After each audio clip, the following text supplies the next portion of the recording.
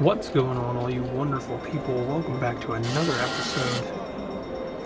Taking a risk at the slot machine. Starting with my magical 100. I finally got a $100 bill, or brought a $100 bill, I guess I should say. Let's get her started, see what we can do. Everybody's having a great start to the week. I know I am. Had a great live last night. Got to enjoy some time with Jeremy and George, of course. It's always fun, and hanging out with you all as well. Favorite part of my night, part of my week actually, favorite part of my week for sure, Sunday nights with you guys. Nice! Already off the rip! Under a minute, that's gotta be a record, except for when I hit that jackpot.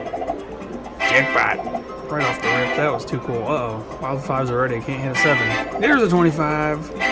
Come on, no! I definitely would not have gone to either one of those.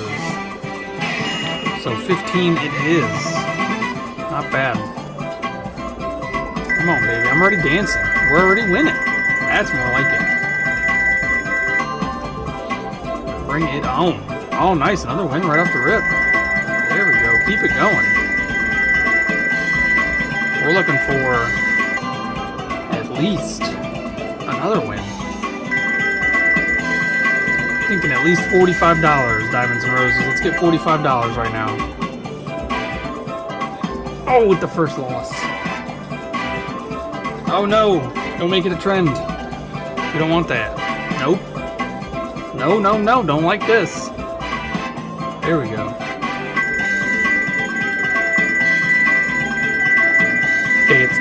Dances.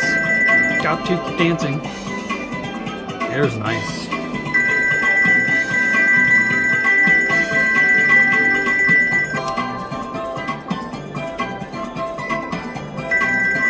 There's a nice little win.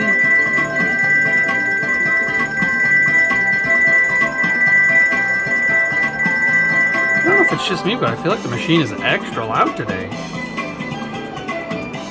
Oh man. See, something that's going to bother me until I get a chance to change it, which I don't know if I can do that right now. Nope, gotta wait. Touch the machine. Made the reel stop. Oh, we're so close. A little over a third of the way where we need to be. Oh, nice. Oh, but no multiplier. Oh, you gotta double that. More rookie numbers, you gotta double that.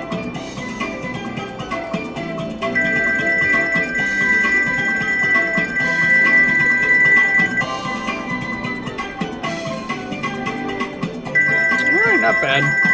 I'll take it. I'm already over my starting, which is always a good thing. Did I get any extra? Did we win anything else?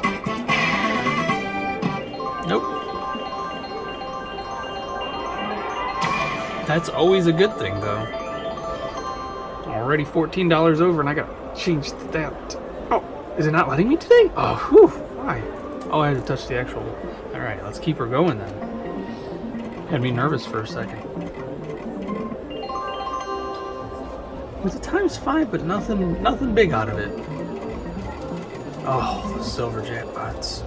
Jackpot. Alright, wouldn't that be nice to hit another silver? That would be absolutely incredible. I'm not going to jinx myself and say it's not possible, because you never know with these machines. Might be ready to pay out. It is freezing here in Ohio. Hope wherever you are, it's nice and warm and toasty.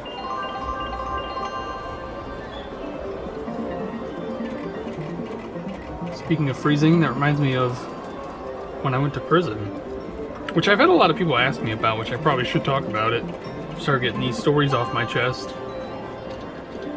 Planned on writing a book, but you gotta learn how to read before you can do that. Supposedly, that's what they keep telling me.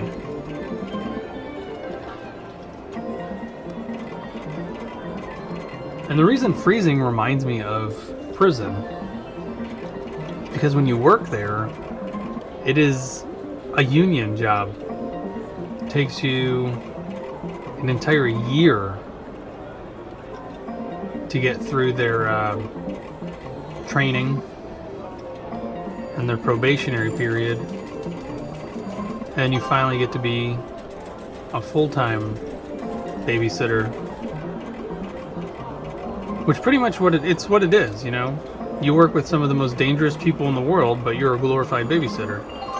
Your job is to literally make sure those guys or girls, or even kids, depending on if you work juveniles, that they behave, you know. They're supposed to do what they're supposed to do. You make sure they're safe, you make sure the institution's safe, and you make sure your coworkers are safe. So you're not only babysitting the inmates, nice, there's a big win, well, big-ish.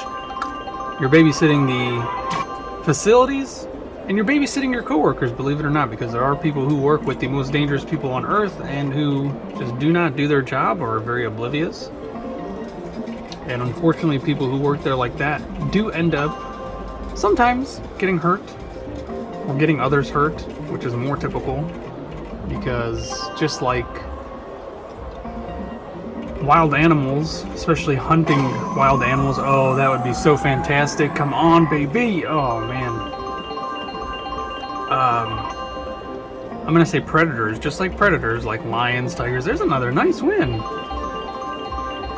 Wolves, especially wolves, they tend to pick out the weakest in the herd. And trust me when I tell you, those fellas, especially the ones that pay attention, which is most of them, they have nothing but time. So they pay attention. They memorize your schedule before you memorize your schedule. It's just how they are. Not all of them are, you know, dumb. That's the best way to put it. They're not dumb. A lot of them are very intelligent. They just got caught up in doing the wrong stuff, and they're paying for it. Which not really, because to a lot of people, prison is not a sentence. It's more of a vacation. They get in there and they actually run stuff from the inside, which is safer for them than it is being on the outside. You know, they don't have to deal with, you know, a lot of the same issues they would if they were on the outside. Oh, please don't tease. Please don't tease. Oh, but I'll still take the queens. So going back to why freezing reminds me of working in the prison, and because when you get past the probationary period, which is a year, training is only, I think, if I remember correctly, this was several years ago, training was 3 weeks of like a facility training. You actually go to a specific location, which is like a mock jail or mock prison, and you train there for 3 weeks. And then you get to your institution, which everybody in the Ohio area at least goes to this. It's OJT, that's what it is. It's a outside training. Every correctional officer goes to this one facility for their training, and then they get sent out to their institutions.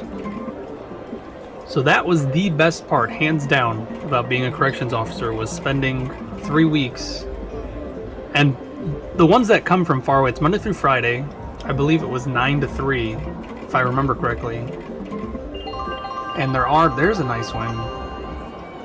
The corrections officers that have to drive, let's say, over an hour, they have the option to stay there. It's literally like a little campus. There's dorms, there's not shopping, there's a little like concession area where they can buy necessities. And then they feed you, which is the best part. The food there was surprisingly really, really, really good. It was not the same food you'll get while you're in prison. I probably would not have eaten it if that was the case, but we'll get to that much later on. The prison food.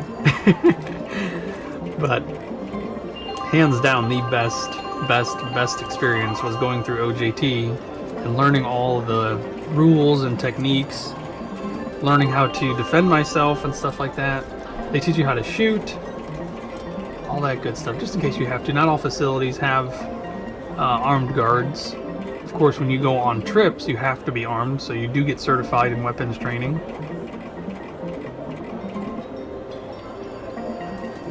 But then I believe when you get to your institute, it's another 2 weeks of on-the-job training, which is what OJT is supposed to stand for, on-the-job training. And the reason the little school, I guess you'll call it, it was like a mix between on-the-job training and critical training, classroom training. So while there, you get to make all kinds of different friends from all over the place. You know, potentially start some relationships with your fellow officers. Of course, it also does breed competition. I've noticed that a lot of people who work in corrections, they are competitive people, which I am not a huge fan of. Supposed to be working together, and that never seems to stop anybody from being an a-hole. Just say that.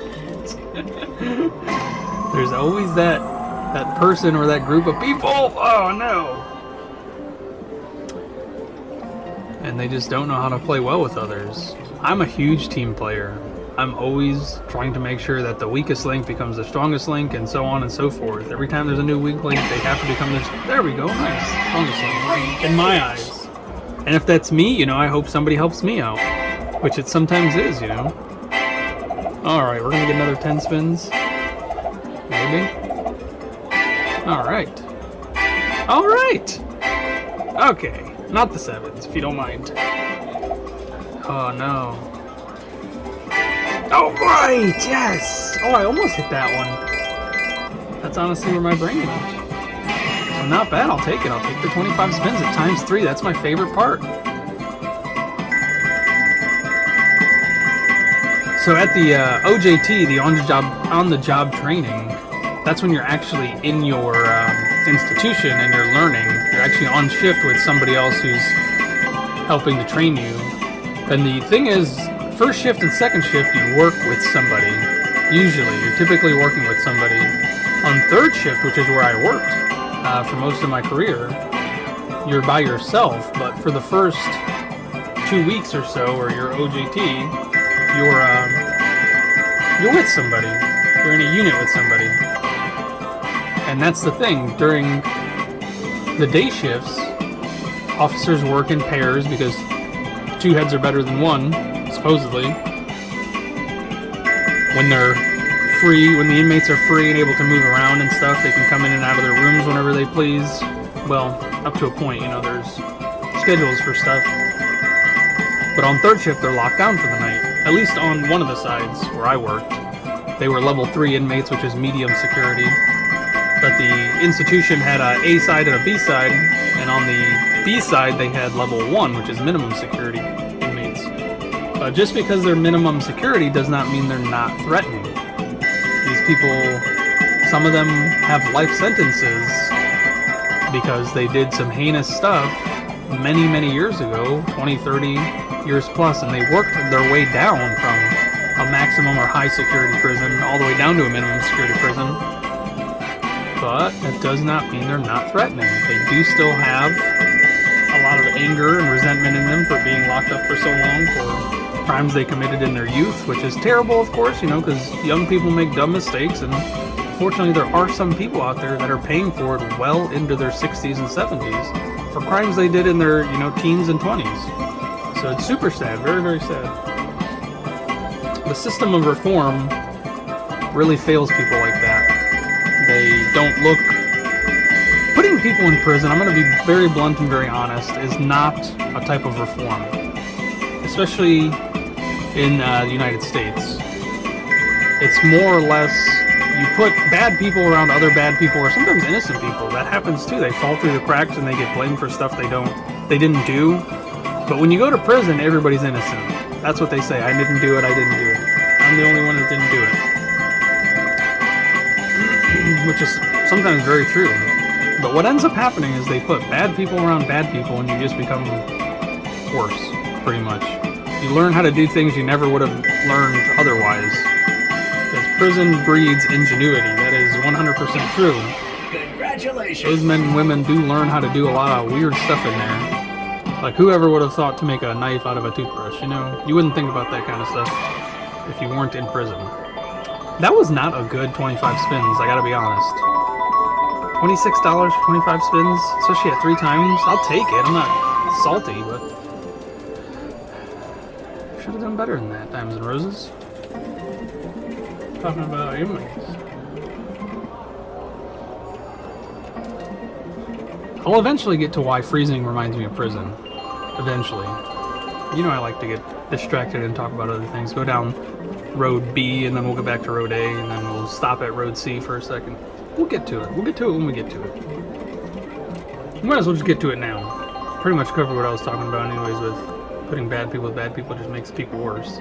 Honestly, you really do learn weird new things. You learn new tricks.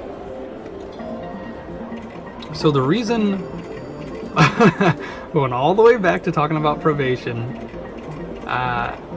it's a seniority thing, of course. As most people know, if you work in a union, it's a seniority thing. So you start at the bottom of the barrel. Now what happens is they're very understaffed, just like everywhere else in the world. Very, very, very understaffed. And you need people 24/7, 365. There's never a day off at the prison for corrections officers. Somebody always has to be there monitoring. Somebody has to be there doing their job. You can't let these guys roam freely without somebody monitoring them. It just doesn't work. So when you're at the bottom of the barrel, you get mandated, meaning voluntary overtime, voluntary overtime pretty much. There's a nice huge win, yeah, $30, there we go.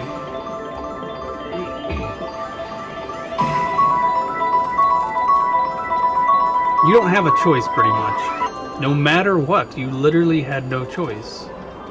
You had to stay until your shift could be covered. So if you worked night shift, which like I did, most people who work night shift sleep in the morning. That's just the way their schedule works. Their circadian rhythm, that's the way it works.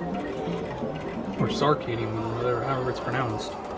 They work through the night, they're able to stay up, and then they crash in the morning, which is very difficult. If you've ever worked third shift and tried to sleep in the morning, it is very difficult. You know this. Some people, it is their natural cycle. They do get used to it. I was not one to get used to it. I hated it. My father worked night shift for 20 some years while I was growing up, and I'm talking about when I was a kid, and I watched how, oh man, more free games. This is a day of free games. I'll take it.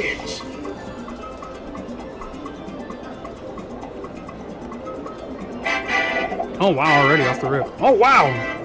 Come on, baby. Come on, baby. Oh no! Oh, I probably wouldn't have gotten it.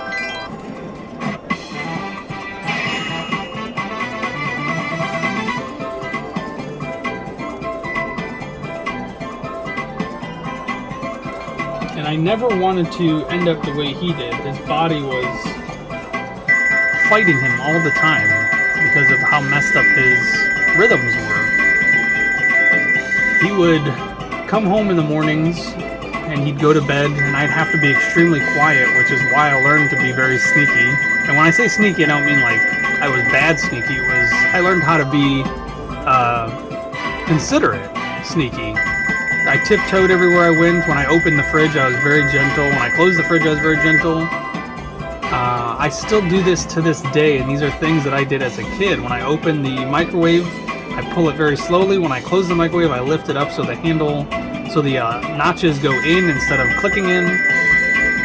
Just there's a lot of things I do that I still do to this day because of how quiet I had to be as a kid. So if I wasn't, my dad didn't sleep and he'd wake up grumpy. You know how that is. So he'd wake up around like 3:30, somewhere in that time, and then our day would start. And he'd only get a couple hours with us before he had to go right back to work. Especially if you work far away from home, you know, you gotta get out there. Most night shifts take place at 10 o'clock, from 10 to 6. His was no different, so he'd leave the house around 9:30. A good hard worker gets to work early. That's the only way you can be on time. And I used to do the same thing. Our shift would start at 10. You had to be there by 9:30 because they did like a rally before work to, you know, clue everybody in on what happened throughout the day. So I'd get there around 9, and then you'd clock in 5 minutes before 9:30. There we go. That's a huge one. $31. Not bad. There we go. Wow, 115 even. Not bad. Not bad at all. All right, so getting back to the voluntary mandate. When you were low on the totem pole, you typically had to work an extra shift if they needed a spot to fill. Then it would go from lowest to highest. And you would think working there 20 some years, you would never get mandated, but that's not true. There was a time when I worked there where things got so bad that the highest seniority person on shift would get frozen or mandated to work first shift. And that even happened on second shift, which is where I ended up eventually. After I got done with my probation, I moved to second shift. So that's where all the fun happens. You know, that's when, you know, in the morning, first shift is considered the easy shift. Usually, no matter where you work, first shift is considered the easy shift. That is also true for at the prison, because, you know, they're just waking up, getting their day started. They've got a lot of programs in the morning, so as an officer, you're only dealing with about half of them. Most of them are going to school or going to work. Depending on what they do, they go to breakfast and lunch on first shift. Second shift, they go to medicine. They get their meds and they get dinner. And then on third shift, they're locked down the whole time. They don't come out at all on third shift unless they need to go to medical for whatever reason, which happens. Or if you have to search their room because you catch them doing something suspicious, which I often did, and there's not a bad one right there.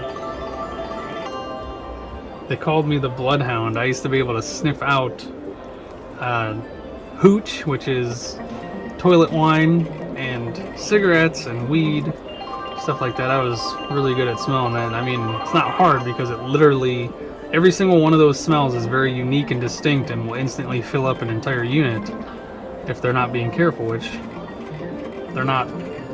I did say they're not dumb, but they're also not the smartest. Oh, give it to me now! $200.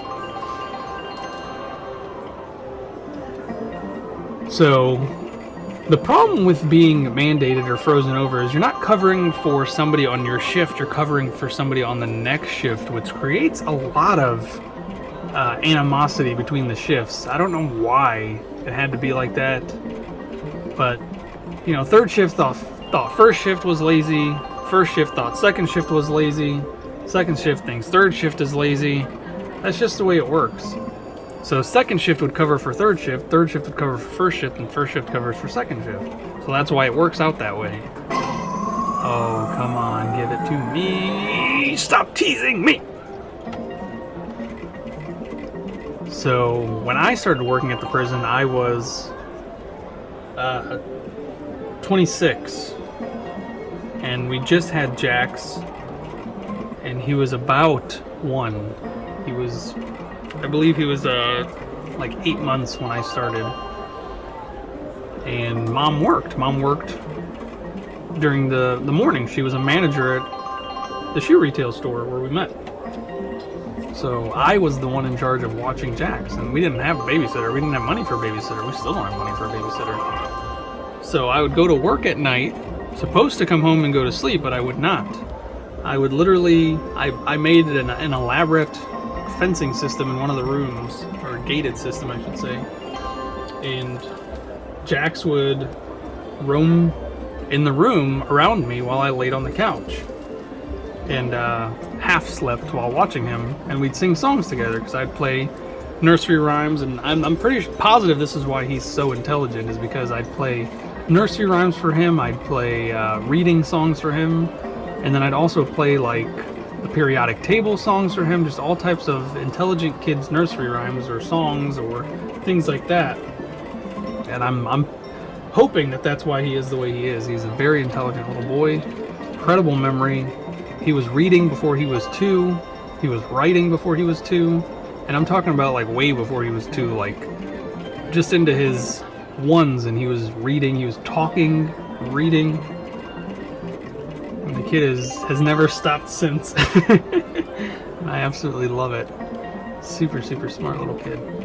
And everywhere he goes, people notice. So getting frozen over into first shift was an absolute nightmare for us for the longest time because nobody could watch Jax. It was very rare that we could find, last minute baby care. Somehow we managed though, I don't remember how. I know with her being a manager, she was able to call, she was the head manager, she was the lead manager. So she was able to call her assistant manager, the manager's right underneath her, and ask if they could cover for her for a few hours, because sometimes it would be a few hours frozen, a few minutes frozen, or sometimes an entire shift frozen. But what happens is, the lucky part is, you don't get, supposedly, they can only freeze you every other day. So at maximum, you can get frozen 3 times a week. Now, you can volunteer for overtime and work 5 days a week if the spots are open, which towards the end there they were. It used to be, I think most people know this, overtime used to be an essential. You'd have to take overtime, and then once you are forced to take overtime, nobody wants to take overtime anymore. There are some people who do like working, once you get enough seniority, you tend to get the better spots. Because it is pick a post, which pick a post means you literally, during the 30 minutes that you're there ahead of time, ahead of schedule, you're picking where you want to work for the day. And not all positions are in the units, which is the least favorable positions. Nobody really wants to work the units, especially on the, ooh, there's a nice win. Oh, give me a double nice win. Give me a double nice win. Oh. Man, oh man, it's always an even 30. How weird is that? So if that's a times 3, yeah, okay, never mind. I was gonna say, I'd like to see what the times 10 is, but we've talked about this before. Oh, stop teasing me. No more tease, please. Man, it hurt my stomach with all the anxiety. Just like when I worked at prison, I was always nervous because it would be like 5:45 and you're like, oh man, who didn't show up to work today? And then you get that dreadful phone call. Oh, so let's get back to why it's called freeze. That's exactly what, I guess I didn't have to say let's get back to it. This is what it leads into. So the reason they'd call it a freeze is because you'd literally freeze in place. You'd freeze to the same post. Typically, that's what would happen. Sometimes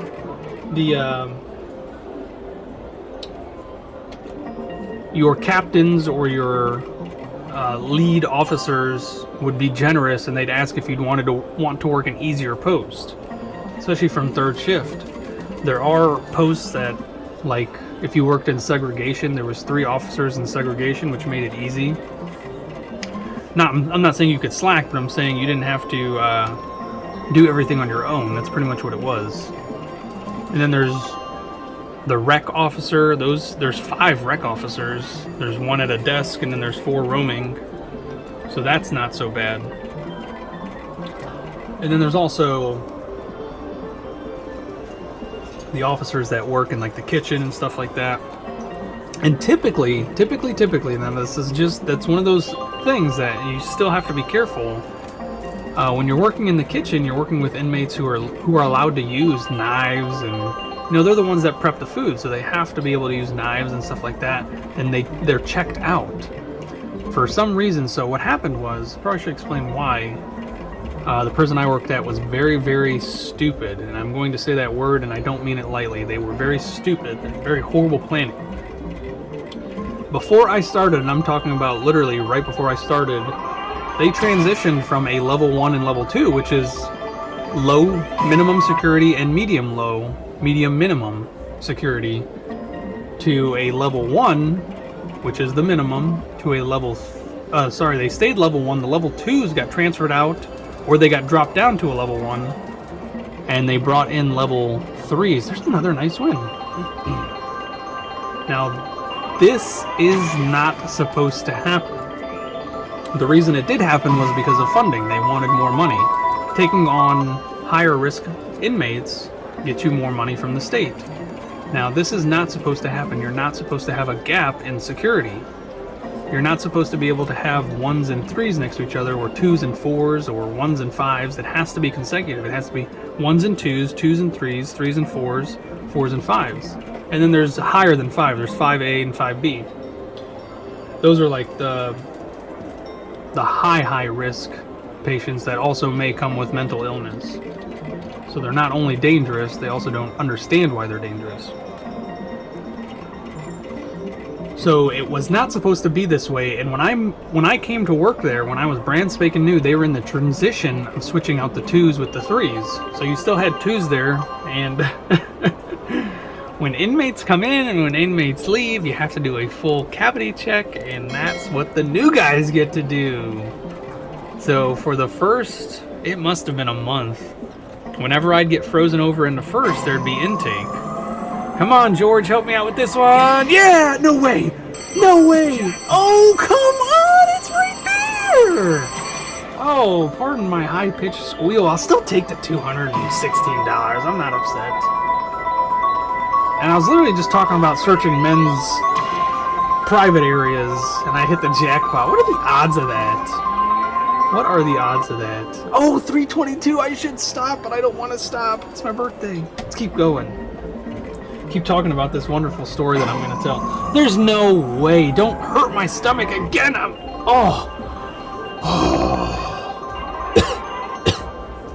dying. That was too much. All right, getting back to searching men for all kinds of stuff, and I'm not just talking about searching their stuff. I'm not searching their bag. You're searching their inside bags. Their prison pockets, as they're called, where they can store just about anything and everything, and I mean anything and everything. These guys will figure out a way to take whatever they want with them. I've had too many unwanted discoveries while doing cavity search. Now, they are hands-off cavity searches. They're not, you don't put your hands on these guys unless you need to, especially when their clothes is not on, or when their clothes are not on. It's not what you think. A lot of people think they get treated like animals. That is not true. They are still humans. There's a lot of rights. They have a lot of rights, and I'm telling you, they have a lot of rights because in prison, the inmates have more rights than the officers, and that is 100% true. Don't let anybody fool you. I'm not going to say they run the place, which a lot of people think. The staff runs the place. The place would not operate without them. It would become, a lawless land of destruction if there were no officers there. The officers keep the peace, supposedly. Now, with the higher inmates who have been there longer, let's say that, not higher, but they are higher ranking in their gangs and stuff like that. But the inmates who have been there longer and they know the system, they're known as convicts, and convicts help with keeping the peace. They're not stupid. They are the very smart ones, because they know that the more that they keep the peace, the more they can get away with the stuff they want to. And when I say that, I mean it's because they know how to act nonchalantly. They know how to make it appear like there's no issues. And if there's no issues, 90% of the time, the guards or the officers, relax a bit. Which I was never one to relax. I was always on my guard. It's just the way I am. I'm very observant, I'm not stupid. I knew where I was. There's no relaxing when you work in a prison. Anything can happen in a split second, and trust me when I tell you, it did all the time. Come on! Oh. So the convicts, they make sure the younger punks stay in line, because if the younger punks start drawing attention, then the convicts start getting unwanted attention, and that's never good for them, because they do run businesses. I'm telling you, they run it from the inside. It does not stop because they're in prison. Oh, that's cool. That's very cool. That's why that's such a big win. So getting froze over from third shift to first shift, you might get lucky and get a better post, but 9 times out of 10, when you're at the bottom of the barrel, you're not. You get frozen over into the exact same post. And third shift, the officers are not well liked because there's a lot of things you have to do on third shift when it comes to checking on the inmates. Now, you do have to disturb their sleep every once in a while to make sure they're alive, because what will happen is these inmates will cover themselves with the blankets, and they're behind locked doors, and you're not supposed to open a door without other officers there. And they're not the most willing, obviously. So if you come by and you check on them and you have a flashlight because it's dark in their room, they get to control the lights. They have a light switch, let's say that. The officer can technically control the switch lights because they have a fuse box, but they shut their own lights off and all that stuff. And if they cover themselves with a blanket, you have to make sure they're alive. That is your job. You have to make sure they're alive and breathing. If an inmate dies on your shift, you're pretty much going to get fired. Pretty much going to get fired. It is your responsibility 100% to make sure they survive through the night. Which is why I say you're a glorified babysitter. I hated that term while I was there, because I was like, no, I'm making a difference. while I'm here, but no, 100% I was a glorified babysitter. And I can appreciate that now. So you're most of the time, if they're covering themselves up or covering their windows, which is a big no-no, you're knocking on their door, and they're big metal doors, and you're knocking on them with your flashlight or your knuckles if you're brave enough, which that's what the flashlights are for. You're not just waking them up, you're waking up pretty much the entire unit because of how loud it is. You know, you're knocking on metal with metal. So it's a very loud ding, ding, ding, ding, ding. So you're not just waking them up, you're waking pretty much all of their neighbors and probably everybody else in the unit. So they don't get the best sleep. And there's nothing you can do about it. You're not doing it to be a jerk. I'm sure some people do. I did not. I did it to make sure my job was being done to the fullest it could be. I wanted to make it past probation. Let's just say that. So I did my job the way it was supposed to be done as best as I could.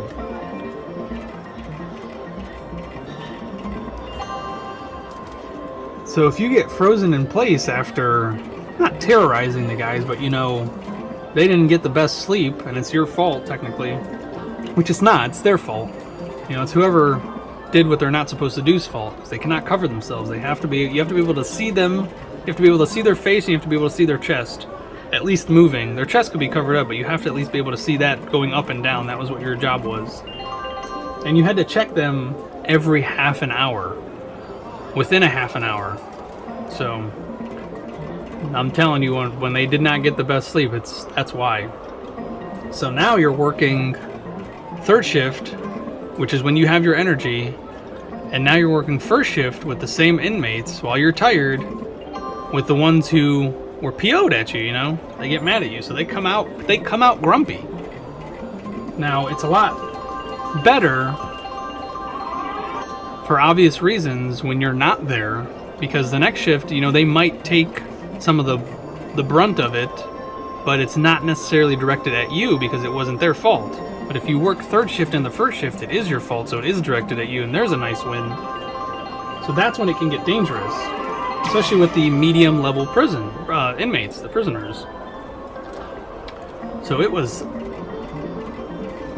terrorizing, quite honestly, to work third shift into first shift, being exhausted, you know, wanting to fall asleep, but you do get a partner on first shift. So that was the only good thing about it. And sometimes you had a partner that was like, you know what, you just worked third shift. I know this is when you're supposed to be asleep. I'm going to do as best as I can to make sure you don't have to do much. And those are the good officers, you know, the ones that actually do the job and make sure you're safe because they know how you feel. They've been in your position. There's another nice one with the dollar signs. But there was also the ones that, you know, wanted to sit back and read their magazine and let the inmates do whatever they want, whenever they want, however they want. And for someone like me, that was complete torture. That was the worst possible thing that I could work with. I'm not one to just sit back and let bad things happen around me. That's a nice big win. Hovering around that 300, I like it.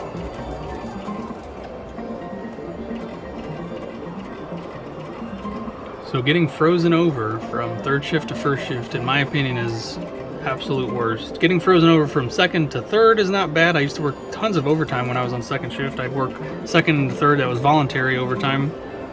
And first and the second's not bad. And awesome, some more free games.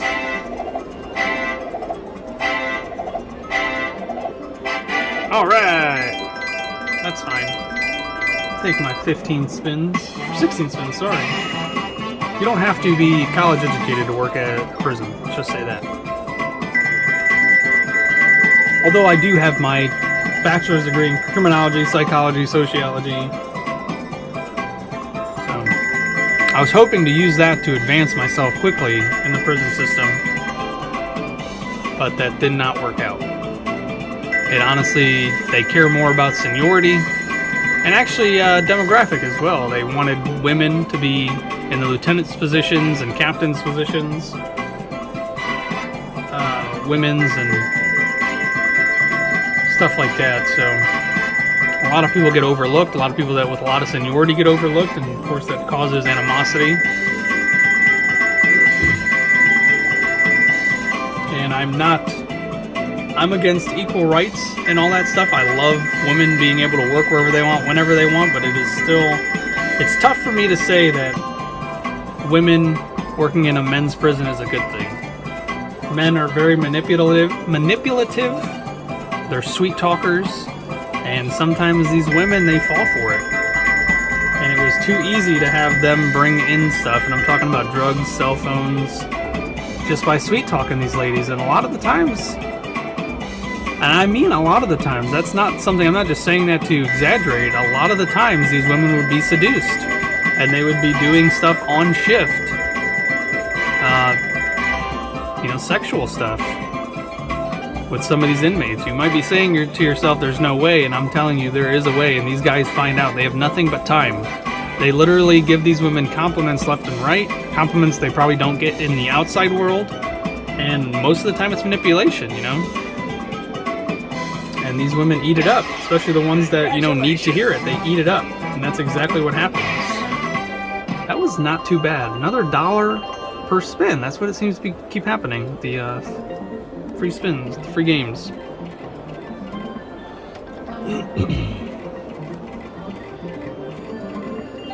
Nice. So unfortunately that would happen, and that would be the absolute worst because you don't always know. So working third shift into first shift with one of those women officers was absolutely the most dangerous time to be there, because sometimes they would disappear, and you don't know. You might think they're like getting their breakfast or something. No, they're in a cell doing some hanky-panky. So very dangerous. That's just one of the things you have to deal with as a guard, is being with an officer that's not on your side, which makes it extremely dangerous to be there.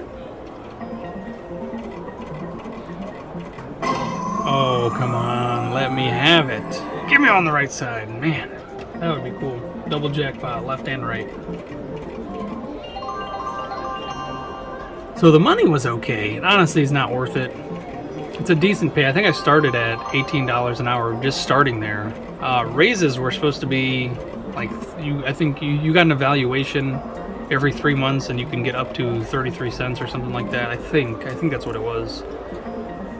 But of course they would find any and every reason to not give you a full 33 cents. You'd get 30 or 25. It's all budget stuff. Honestly, it had nothing to do with your progress and stuff like that. Aptitude to work. And of course there's favoritism, especially as an officer. You work with other officers, and then that officer gets promoted to lieutenant. Now he's your boss technically, and if you were friends with him, good for you or her. And if you weren't, bad for you.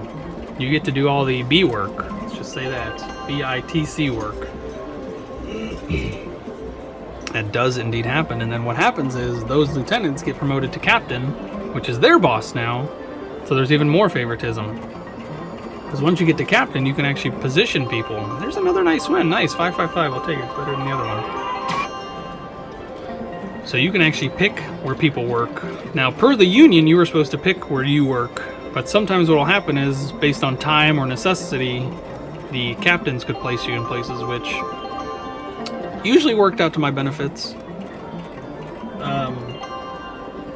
They noticed I was a hard worker. They noticed I did my job, so I got placed in the positions that needed me, which was good, which was typically a yard officer. Yard officers are the ones that go to assistance.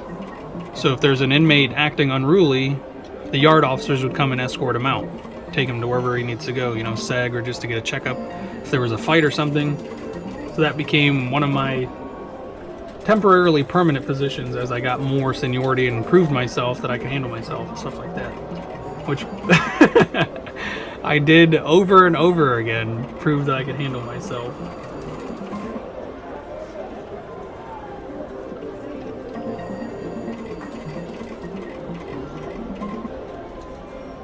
Which I'll talk about some of my use of force adventures eventually, maybe in another episode. But getting frozen over from third to first and then not having childcare was an absolute nightmare. That's the one thing that I could say definitely killed the job for me. But by the time you get over probation, which is a year, you can move wherever you want to move. And of course, everything's done by bidding. If you ever worked in a union, you bid. I think it was every month, if I remember correctly. I'm pretty sure it was every month you bid for your position, and whoever had the most seniority would get that position. Supposedly. Once again, because of favoritism. Certain things could happen that were unforeseen, supposedly. Saying it plain and simple, if you have 3 years experience and this guy has 4 and he wants the same job as you, and your boss likes you more than him, you're more than likely going to get the job before he does. And if people don't pay attention, stuff like that gets slipped through the cracks, which it did a lot. And a lot of people did pay attention. If there's a job you want and they're putting their name in for it and they don't get it and they realize somebody under them got it, oh man, hell was rose. But there was typically nothing that could happen about it because your bidding sheet would get lost. Or I should have said your bidding sheet would get lost. So that's what would end up happening, and they would blame you left and right. Did you put it in? Did you put your name on it right? Did you fill it out right? You probably didn't fill it out right, or else I would have seen it. You calling me stupid? Blah, blah, blah. How dare you talk to me like that? A lot of that was going on.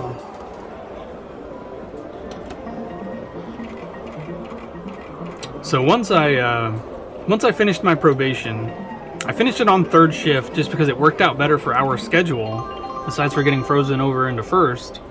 I think she moved on at that point. She went to a new job and they worked a different schedule. She was going into work earlier and getting off earlier, which means I could go into work earlier, so I switched over to 2nd shift, which is where all the fun is. And that would lead me into the many, many stories. And I'm not laughing because it's funny. I'm laughing because looking back on it, it's funny. But it was terrorizing, going into these situations all the time. Which the level 3 inmates, they're pretty unruly. Because they're... Oh, please give me that. Let's go! They're in a position where... Nice. They're in a position where, they might be doing 1 to, let's say, 5, 10, 15 years. And the ones that are doing shorter time tend to be a-holes, straight up. They tend to be the biggest jerks. They're cocky, they're mean, they think they're going to get away with it. But, doing stuff to an officer holds the same accountability as doing something to an officer on the outside, the other side of the fence. Now, a lot of the stuff is handled internally, so if there is a type of issue, you'd issue them a ticket, pretty much, and a sergeant would deal with it. Now, what happens is those sergeants get overworked, so a lot of the times it's a slap on the wrist. So these guys could be nice, more free games. Free games. These guys would definitely take advantage of that system. They knew what they were going to get away with. And once again, not always are the sergeants clean. Sometimes the sergeants are dirty, which is terrible. Nice, 20 free spins, I'll take it. Any officer being dirty is terrible, but when you have somebody in charge who's dirty, that's even more terrible, because they get by with a lot of stuff. There was one, he started off as an officer, worked his way up, and he made it to block sergeant. So what that means is he ran 2 units. So there was 2 sergeants under him, and their pay scale is different. So the captains were not their bosses; they were their own bosses. They worked for the warden pretty much. If you look at a sheet and it shows you, who works for who. Sergeants, the block sergeants. Oh, nice, more free games. Yeah, that's what I'm talking about. That's awesome. That's what I'm talking about. So they were pretty much on the same level, but not really, Here's the captain, and here's the unit sergeant, and then above them is warden. So the warden would go to both of those. So in an emergency, if something happens to the warden, power would go to the major, and then the captains. The major's on top of the captains and everybody else. So I misspoke when I said they work for the wardens. No, they work for the majors as well. The major is on top of everybody except for the warden. He works directly for her or him. In my case, it was a her. A very bad her. She was a terrible, terrible warden. One of the worst wardens you could ever work for. She was a politician through and through, cared nothing about her guards or anything like that, or officers. She cared 100% about funding, kissing butt, and making sure that the institution got as much money as it possibly could by doing whatever she could to fudge the numbers. Terrible person. So, the unit sergeant, he ran an entire block, which is 2 units. He was working there for 25 years, and while I was working there, we discovered that he was dirty. He was actually gang affiliated. He was bringing in cell phones. He was letting these inmates in certain gangs get away with stuff. He was ordering hits. And when I say hits, it's not necessarily he wanted somebody dead. A hit in prison is pretty much, you just need to attack this guy. You need to put some pain into him. However you needed to, stomp him, stab him. It was very rare that somebody was taken to the point of actual death at the prison that I worked at. It does happen, but it did not happen where I was. There was one guy who did get beat up by 4 people, and he was a good inmate in my opinion. He was a convict, so he knew to keep the peace, but he ran stuff and somebody wanted to take it from him, and 4 somebodies did, and I could not recognize the guy. When I saw him after he got beat up, I could not recognize him. That's how bad it was. They messed him up.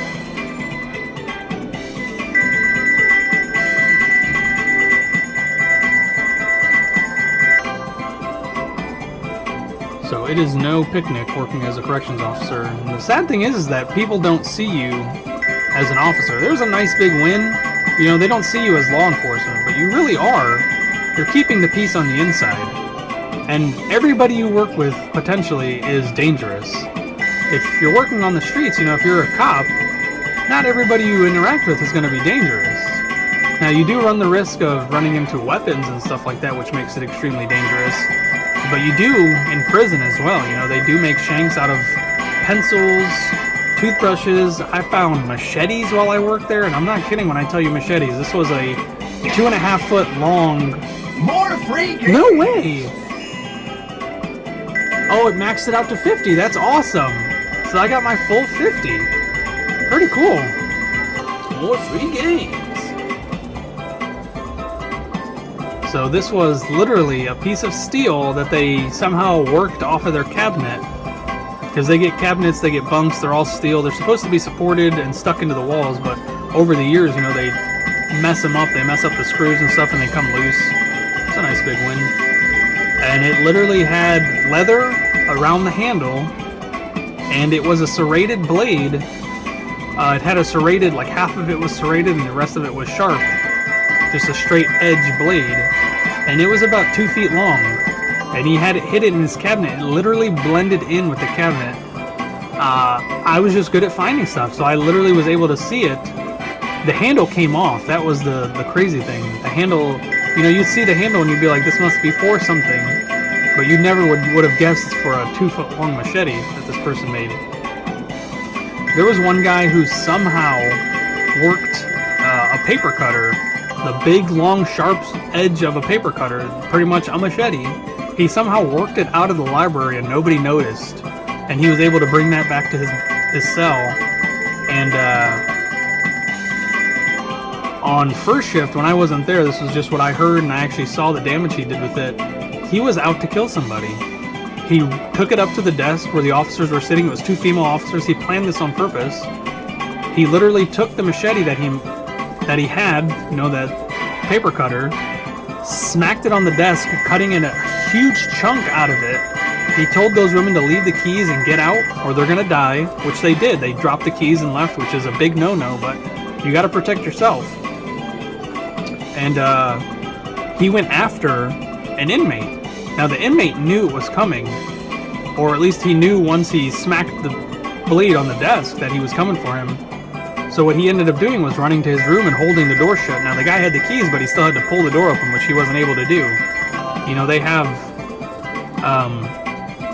ways of keeping their door shut, which is a big no-no as well, but they do what they really want to do. So that was one of the crazier stories that I heard. The guy didn't end up losing his life, but he would have. All right, I'm gonna take that and go. This was a lot of fun. That's a lot of money. I'm gonna take that and go for sure. If you enjoyed, please go ahead and subscribe. I've got a lot more stories to tell, so go ahead and give this video a thumbs up. There's gonna be a lot more prison stories coming. Leave me a comment. Let me know what you think. And I will see you in the next one, folks. Thank you.